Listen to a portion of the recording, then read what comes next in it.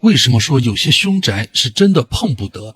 咱们正常人都避之不及的凶宅，可偏偏就有这么个狠人，他专挑全美国那些吹得神乎其神的凶宅鬼屋过夜。这么多年，他踏遍了几十处所谓的恐怖圣地，结果连根鬼毛都没瞅见。用他的话说，就是世界上所有的灵异事件纯纯都是炒作吸引眼球的套路，要么是老房子年久失修吱哇乱响，要么就是有被迫害妄想症编的瞎话。可直到这哥们儿作死住进了纽约海豚酒店那间被永久封存的1408号房间，这下算彻底颠覆了他这么多年来所有的认知。等他意识到不对劲时，却已为时已晚。这就是世界灵异电影榜第10名的狠货《幻影凶间》，改编自史蒂芬金同名小说，天才导演米凯尔·哈弗斯特罗姆亲自操刀。废话不多说，兄弟们开饭了。咱们男主麦克那可是恐怖小说界的打假一哥，这几年来他拿着科学仪器跑遍全美的各种鬼屋墓地，就想着能抓个真鬼，可结果每次都失望而归。粉丝问他信不信有鬼，他嘴也是硬得很。 I'm saying I've never seen one, but they're awfully convenient for desperate hotels when the interstate moves away.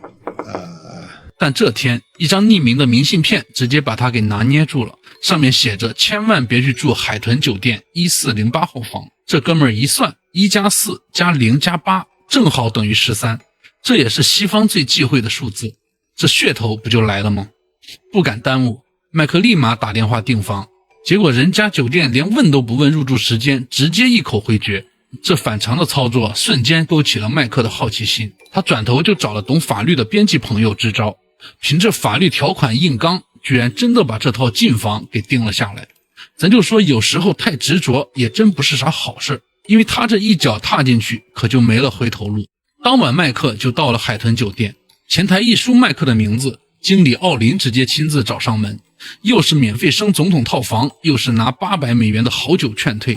可麦克这货根本油盐不进，经理奥林没辙，只能摊牌。这间房自打开业以来，公开报道的死亡案就有34起，还有22起没曝光的自然死亡，总共56条人命。我勒个兜，56条，这哪是酒店房间，分明就是阎王爷的办事处。可这时奥林还说根本没人能在这房里活过60分钟，甚至还给麦克递上厚厚的档案，劝告麦克只要别住这间房，这些素材随便你用，够你写好几本畅销书了，换别人早就吓尿了。可这麦克也不是一般的炮，仗着喝了点酒，脑子一热，就算耶稣来了，他这房间也注定了。奥林没办法，眼看劝不住他，只能给了他钥匙，但还特意告诉他，这房间每月他就亲自打扫，房门全程不能关，因为之前有个女佣被锁在卫生间里，几分钟后就把自己的眼睛给挖瞎了。这话听得人头皮发麻，可倔强的麦克还是头也不回地往14楼走。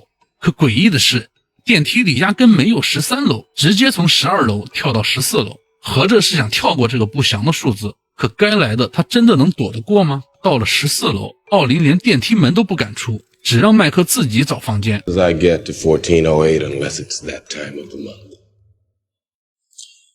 See you tomorrow. Mr. Enslin, please don't do this. Call you about those Knicks tickets.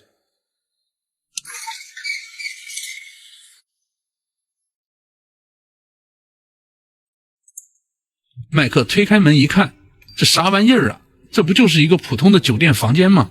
唯一的问题就是这个空调有点不太好使，奇热无比。除此之外也没有啥其他的异常。他还嘲笑，就这传说中的凶宅，说实话也不过如此。就在他刚放松没2分钟，问题就来了。The panorama is typically cramped New York City view of nothing. Dull, gray buildings all around, honking traffic below, the view of a motel.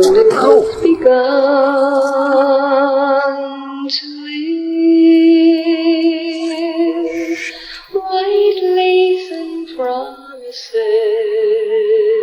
原本被他吃了的巧克力，可一转头居然完好无损地回到了枕头上，就连卫生间里被他扯过的卷纸也恢复成刚拆封的样子。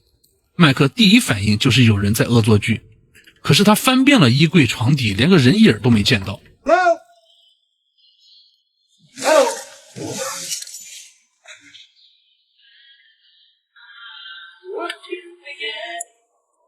这时候他才有点发毛，赶紧打电话报修空调，结果维修师傅来了，死活是不肯踏进房间半步，只敢在门口远程指导，修完撒腿就跑，连小费都没要。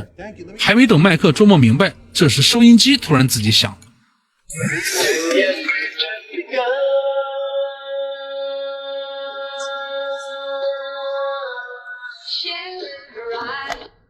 他吓了一大蹦，一把关掉，可屏幕上的时间居然变成了鲜红的60分钟倒计时。奥林说的活不过60分钟不会是真的吧？而且这还不算完，就在他趴在窗户往外看时，一转身，窗户突然自动关上，狠狠夹伤了他的手。他冲到卫生间就开始拿水冲，可水龙头这时却突然喷出滚烫的开水，直接烫了他是嗷嗷叫。这下麦克感觉是有点慌，可诡异的事情并没有结束。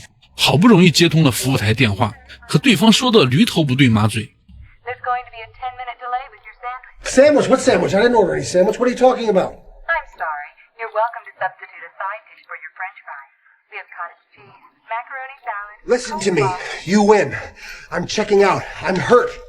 Do you understand? My goddamn hand is hurt. I understand. If you leave your dry cleaning out by 10 a.m., we'll have it pressed and returned by 5. Shit, Vince! Call me a cab to the nearest hospital!I'm hurt! Do you comprehend what I'm telling you? 麦克彻底崩溃，他拿起行李拔腿就想跑，可就在他拼命想打开房门时，结果钥匙却断在了锁眼里。他使劲一拽，门把手居然被生生扯了下来。这下麦克彻底被困住了，他赶紧跑到窗边，试图向对面楼求助。刚好看到对面楼里有个人影，可诡异的是，他挥手，对方也挥手。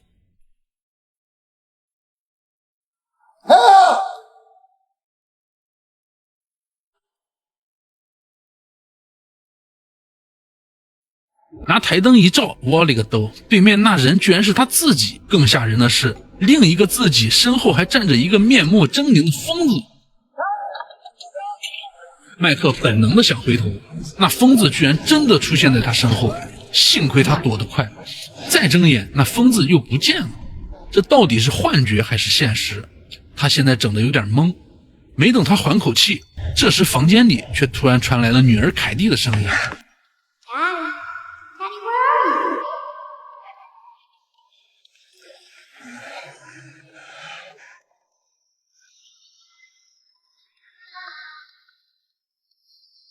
凯蒂早些年都患癌症去世了，而这个声音一下子就戳中了麦克的软肋。他拿出录音机，不断告诉自己这是幻觉，认为自己一定是被人下药了。可就在这时，电视机突然自动开机，里面竟然播放着女儿活着的时候家庭的录像，画面里女儿活蹦乱跳。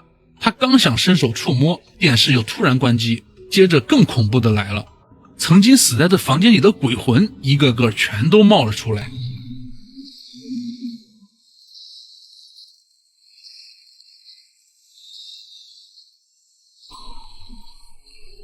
重复着当年自杀的动作，上吊、割腕、跳楼，看得我是汗毛倒竖。突然隔壁传来婴儿的哭声。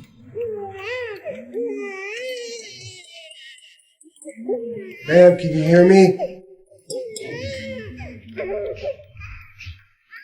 Ma'am, I need your help. Please, ma'am, can you hear me? Kid, be quiet. 麦克赶紧拍打墙壁求助，结果哭声越拍越响，最后直接变成了刺耳的尖叫。他实在受不了，抄起板凳就砸了过去。这时尖叫才停了下来。麦克强迫自己冷静，心里琢磨着这到底是不是一场噩梦呢？但他又陷入了深深的自我怀疑，因为他看到刚刚用板凳砸过的墙壁竟然开始渗出血水。慌乱之下，他甚至想从窗户跳下去醒过来，可看着这10几层的高楼，瞬间他又怂了。这时他突然想起酒店的平面图，隔壁1410房离得不远，于是翻出窗户想沿着外墙爬过去。他贴着墙壁走了10几步，可抬头再一看，彻底傻眼，前面根本没有1410房间，而整栋楼仿佛只剩下1408这个房间，吓得他赶紧往回爬。就在这时，突然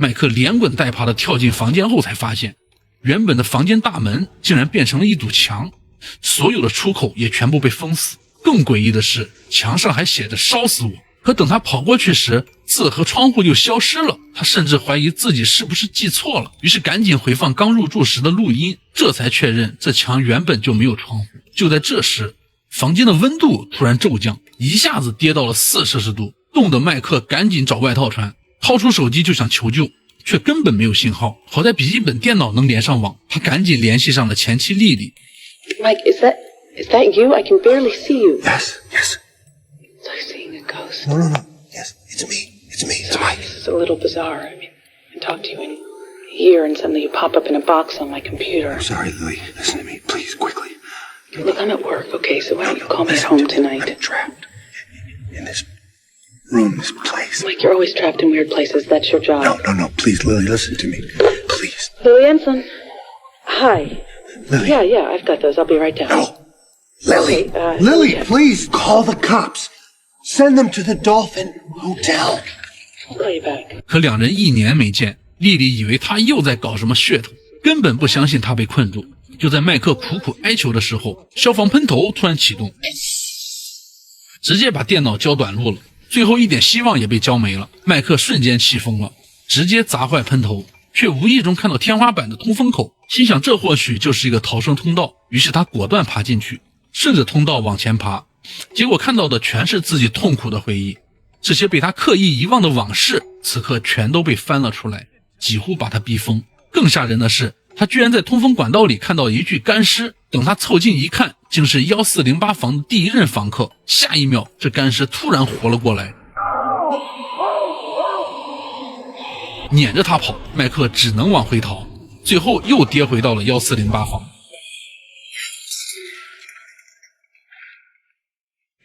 他打开冰箱，刚想找水喝，结果冰箱居然直通奥林的办公室。他对着奥林就破口大骂，奥林却指责他，这都是你不敬畏生命的下场。可下一秒，冰箱又恢复了原样，奥林不见了，原来又是幻觉。麦克彻底崩溃，他拿出房间里的圣经想避下邪，结果翻开一看，里面空空如也，一个字都没有。这时候传真机也响了，打印出来的居然是女儿生前穿的裙子。他拿着裙子就想哭，可一转身，整个房间都变成了冰天雪地，温度瞬间降到零下20度。为了取暖，他只能烧掉房间里的书籍和木头，嘴里还不停念叨着这都是幻觉，熬过去就好。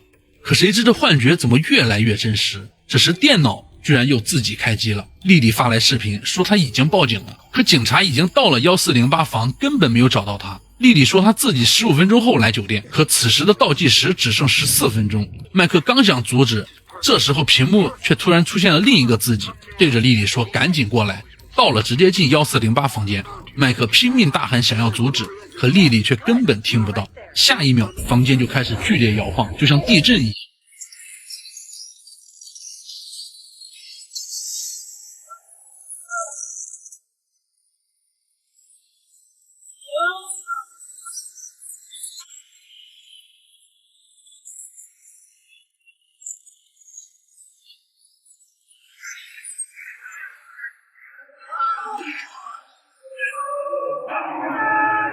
墙上的油画也开始不停地变换，画里的暴风雨突然冲出画框，瞬间淹没整个房间。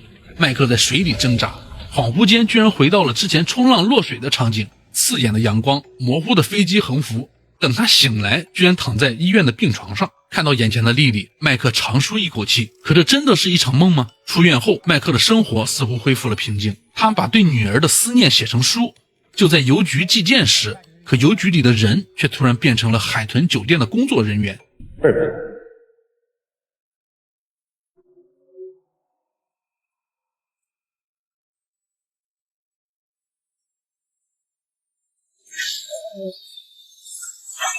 他们疯狂地开始打砸墙壁，原来这里竟然还是1408房，他其实根本就没有逃出去过。这时候女儿的身影出现。 I need help. Please. You're not real. I'm cold. You're not Katie. Cold.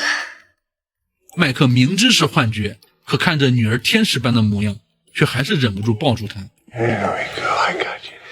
可话音刚落，女儿就没了气息，在他怀里化成了灰烬。第二次失去女儿的痛苦让他彻底发疯，他疯狂地打砸房间，直到精疲力尽才倒下。看着倒计时结束，房间居然恢复了原样，可紧接着倒计时又重新开始了。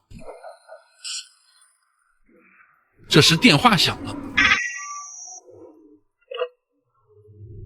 Why don't you just kill me? Because all guests of this hotel enjoy free will, Mr. Enslin. You can choose to relive this hour over and over, or you can take advantage of our express checkout system.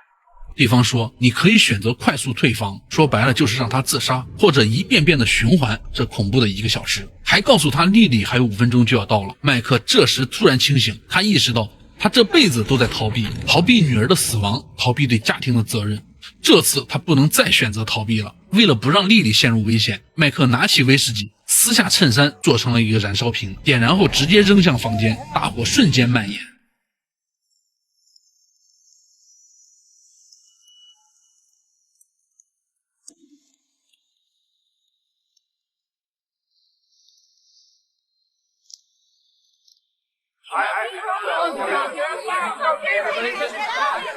Get out onto the street. Out the doors and onto the street, please. Everyone stay calm. What's going on? I don't know, lady. This might take a while. Something must have happened. 麦克在火焰中拿出录音笔，平静地说：“我是为故事而来，现在也应该结束了。”他砸碎窗户，引发剧烈的爆炸。终于，麦克和1408房同归于尽了，也彻底摧毁了这个恐怖的房间。在麦克葬礼上，奥林给莉莉送来了麦克的遗物，可莉莉却不肯要。奥林回到车里，好奇地播放录音笔，结果却听到了麦克和女儿凯莉的对话。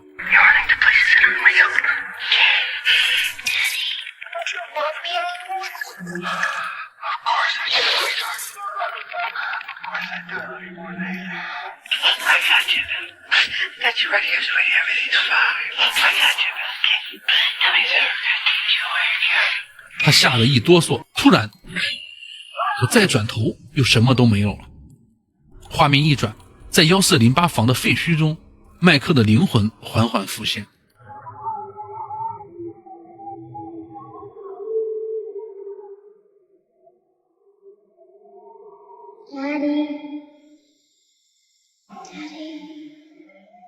Yes. 他听到女儿的呼唤声，微笑着消失在空气中。其实1408房根本没有鬼，它就是每个人内心的地狱。麦克逃避了一辈子的痛苦，被房间一一撕开，反复折磨。那些看似真实的幻象，其实都是他内心创伤的投射。他最后不是被房间杀死的，而是选择直面自己的过错，用牺牲完成了救赎。到最后，录音笔里女儿的声音到底是幻觉还是真的灵异，没人能知道。但这部电影告诉我们，真正的凶宅不在外界，而在心里。那些你逃避的痛苦、愧疚和遗憾，终有一天会找上门来。与其逃避，不如勇敢面对，毕竟直面恐惧才是唯一的解脱之道。好了，我是听雨，关注我，咱们下期再见，拜了个拜。